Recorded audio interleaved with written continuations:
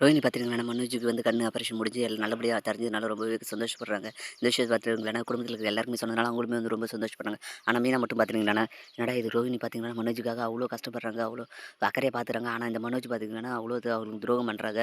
எத சொல்ற மீனா அப்படின்னு சொல்லிட்டு முத்து கேட்டு வரேன். அதாங்க கிரிஷோட அப்பா உங்க அண்ணன் தானே அப்படின்னு சொல்ல, ஏய் அது வந்து சந்தேகத்தில தான் இருக்குன்னு கன்ஃபார்ம் ஆகல. நம்ம எதையுமே வந்து கன்ஃபார்மா பார்க்காம சொல்லக்கூடாது அப்படின்னு சொல்லி, எனக்கு சந்தேகமே இல்லைங்க. உங்க அப்பா தான் வந்துட்டு உங்க அண்ணன் தான் பார்த்துட்டீங்களான்னா, கிரிஷோட அப்பா அப்படின்னு சொல்ல, சரி எதா இருந்தாலும் வந்துட்டு இப்போதைக்கு இந்த பிரச்சனைய பேச வேணாம். அப்புறம் நம்ம அதுக்கு ஒரு நாள் சிஐடி வேலை பார்த்து கண்டுபிடிக்கலாம் அப்படின்ற மாரி சொல்லிடுறாங்க. சரின்னு சொல்லிட்டு பார்த்தீங்கன்னா, எல்லாருமே அமைதியாயிறாங்க. அதுக்கப்புறம் பார்த்தீங்கன்னா, முத்துவும் மீனாவும் பார்த்தீங்கன்னா வீட்டுக்கு கிளம்பி போக, மனோஜுமே பார்த்தீங்கன்னா, டிஸ்சார்ஜ் பண்ணி வீட்டுக்கு வந்துர்றாங்க. வீட்டுக்கு வந்த மனோஜ் பார்த்தீங்கன்னா, ஹாஸ்பிட்டல் பில்ல பார்த்துட்டு, "என்னது ஹாஸ்பிட்டல் பில் இவ்ளோ வந்திருக்கு?" அப்படின்னு சொல்ல, "ரொம்ப தேங்க்ஸ்ப்பா அப்படி கட்டுனதுக்கு" அப்படின்னு சொல்ல, "டேய் நான் கட்டல, முத்து தான் கட்டுனது.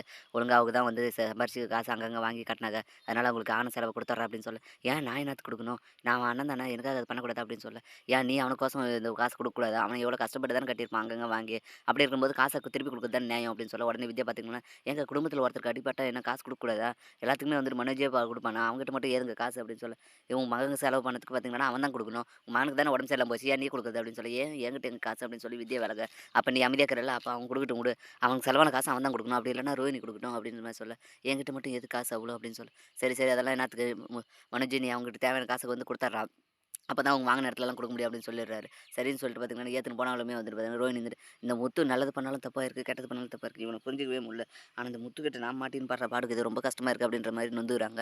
இதுக்கிடையில தான் பார்த்தீங்கன்னா, முத்துவும் மீனாவும் பார்த்தீங்கன்னா, மறுநாள் காலையில எழுந்து மாமா கல்யாணத்து வேலைய பார்க்கறதுக்கோசம் அங்க கிளம்பி போறாங்க. அங்க பார்த்துட்டீங்கன்னா, பொண்ணோட தாய்மாமன் வந்துட்டு கால் பண்ணி, "நான் கல்யாண செலவெல்லாம் வாங்கி தரேன். நீங்க அவசரப்பட்டு வாங்கிறாதீங்க" அப்படின்னு சொல்ல, "சரிங்க நீங்க வாங்கி குடுக்குறது போக மீதியெல்லாம் நாங்க வாங்கிர்றோம்" அப்படின்னு சொல்ல, "சரி அப்படி நம்ம ஒரு இடத்துல மீட் பண்ணலாம்" அப்படின்னு சொல்லிட்டு பார்த்தீங்கன்னா, கிளம்பி போக இந்த வாய்ஸ கேட்ட முத்து பார்த்தீங்கன்னா, "இது எங்க கேட்ட குரலா இருக்கே!" அப்படின்னு சொல்லி மீனாகிட்ட சொல்ல, "ஆமாங்க நானும் எங்கேயோ கேட்டுக்கிறேன். ரொம்ப இதுமா இது இருக்கு" அப்படின்னு சொல்ல, கொஞ்ச நேரம் யோசிச்சு பார்த்த பின்னாடி பார்த்தீங்கன்னா, மீனா வந்துட்டு, "ஏங்க இது ரோஹினியோட மாமா குரலுங்க. அவரு நம்ம வீட்ல வந்து பேசும்போது இதே வாய்ஸ்ல தாங்க பேசினாரு" அப்படின்னு சொல்ல, "அட ஆமா இப்ப தான் எனக்கும் டக்குன்னு ஞாபகம் வருது.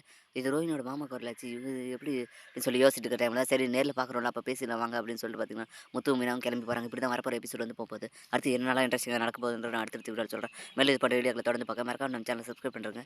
கூட பெல் பட்டனையும் அழுத்துங்க. அப்பதான் நான் போடுற ஒவ்வொரு வீடியோ உங்களுக்கு நோட்டிஃபிகேஷன் வரும். Thank you.